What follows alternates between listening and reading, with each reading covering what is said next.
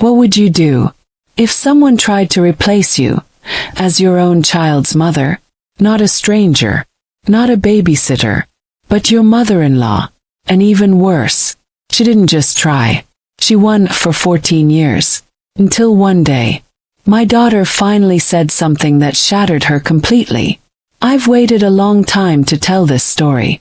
14 years, actually. And if you've ever felt disrespected, overlooked, or completely powerless in your own family, you're going to feel this one.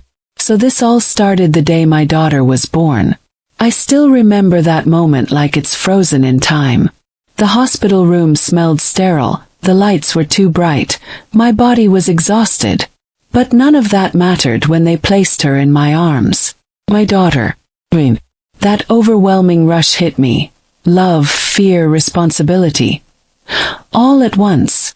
And in that moment, there was only one identity that mattered to me. Mama. That word meant everything. It wasn't just a title. It was connection. It was bond. It was me. But apparently, I wasn't the only one who wanted it. My mother-in-law. Let's call her Allison. Now Allison. She's the kind of woman who walks into a room like she owns it. Always smiling, but it never quite reaches her eyes. The type who makes jokes that aren't really jokes. The type who needs to be the center of attention, especially in family settings. And from the very beginning, she had a very clear plan. She wanted my daughter to call her Mama. First, I honestly thought it was a joke. I remember laughing awkwardly and saying, "Oh no, she'll call you Grandma." Simple, normal, reasonable, right? But Allison didn't laugh. She just smiled, tilted her head slightly and said, "Oh, we'll see." And I don't know why, but something about the way she said it made my stomach drop. As the months went by, it stopped feeling like a joke. Every time she visited, every time she held my daughter, she would repeat it, softly, sweetly. "Say Mama, Mama." First I corrected it. "No, Grandma." Every single. But here's the thing about repetition. It works, especially on a baby. And then came the part that made everything worse. Childcare. Because like many families, we needed help. And guess who was more than happy to step in? Allison. Weekly babysitting turned into routine. Routine turned into influence. And influence turned into something I couldn't control. Because while I was working, while I was exhausted just trying to keep everything together, she was there, day after day, whispering the same word. Mama. I tried everything. I mean everything. I would sit with my daughter, gently correcting her. "No, sweetie. Mama. She's Grandma." Over and over again, smiling through it, staying calm. But inside, I was unraveling. 'Cause slowly, it started happening. My daughter would look at me and call me Mama, and then turn to Allison and call her Mama too. Do you know what that feels like? To share the one title that is supposed to be yours with someone who took it from you. It's not just frustrating. It's not just annoying. It feels like something is being stolen. Something invisible, but deeply personal. And the worst part, no one seemed to take it seriously. I spoke to everyone. My husband, my father-in-law, my sister-in-law, cried, vented. I begged for support. And what did I get? Shrugs, excuses.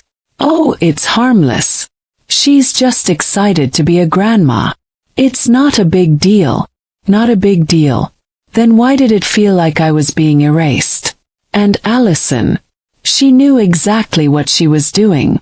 Because one day, I'll never forget it, my daughter called her Mama right in front of me. And Allison just looked at me, with that same smile, and said, "I told you, I was always going to win." That was the moment. Something inside me broke. Because it wasn't confusion anymore. It wasn't innocent. It was intentional. And I realized something terrifying. I had made this my hill to die on. And I was losing. But what I didn't know back then was that this story wasn't over. Not even close. 'Cause sometimes revenge doesn't come quickly. Sometimes takes years. And when it finally comes, it's worth every second of the wait. You know what's scary? Not losing once. Not even losing badly.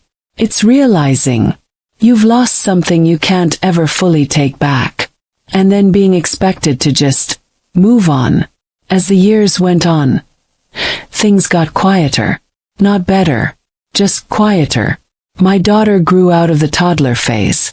And eventually, around age 3, something shifted naturally.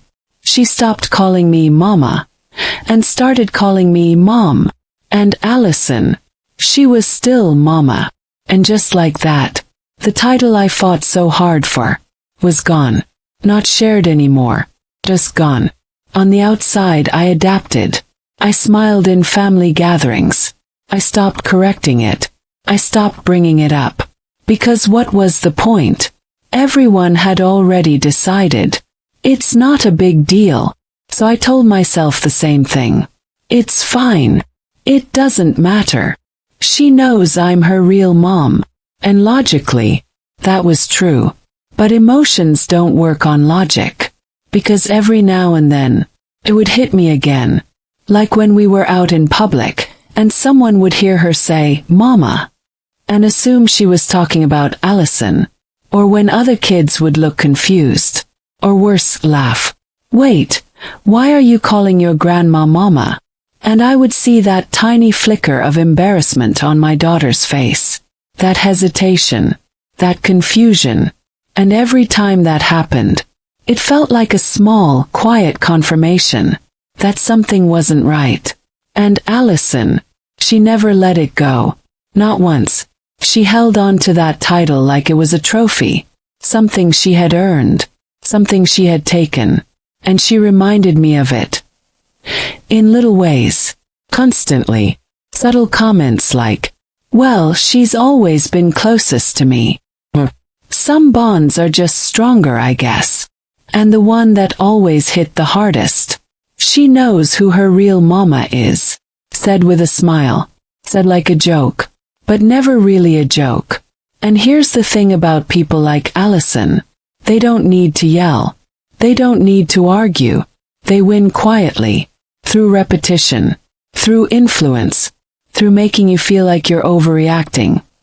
Until you stop reacting at all. And that's exactly what happened to me.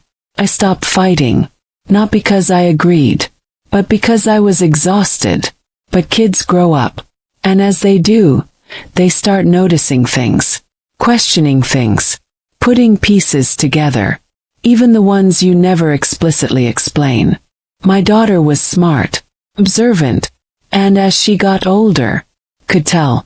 Something about the whole mama situation didn't sit right with her.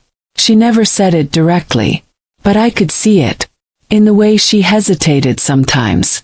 In the way she avoided saying it around her friends. In the way she'd quickly switch to grandma in certain situations. Almost like she knew. She just didn't know why. And then came the teenage years. 14. That age where emotions are louder. Where identity matters more. Where fairness suddenly becomes very important. And around that time, I started noticing something else. Distance. Not between me and her, but between her and Allison. The visits felt more forced. The conversations more surface level. And for the first time in years, it felt like maybe, just maybe, the balance was shifting. And then one night, I was scrolling, just mindlessly going through posts, and I came across something. Thread. Story after story. Of moms going through the exact same thing. Mother-in-laws trying to claim mama. Women feeling dismissed, ignored, replaced. And something in me snapped. Not anger. Not even sadness. Just clarity. Because I realized something. I had stayed quiet for 14 years. Protected everyone else's comfort. At the cost of my own voice. And for what? to keep the peace. There was no peace. There was just silence. So I made a decision. I was going to tell her. Not to turn her against anyone. Not to create drama. But because she deserved to know the truth. Her truth. I remember sitting her down. My heart was pounding. Hands slightly shaking.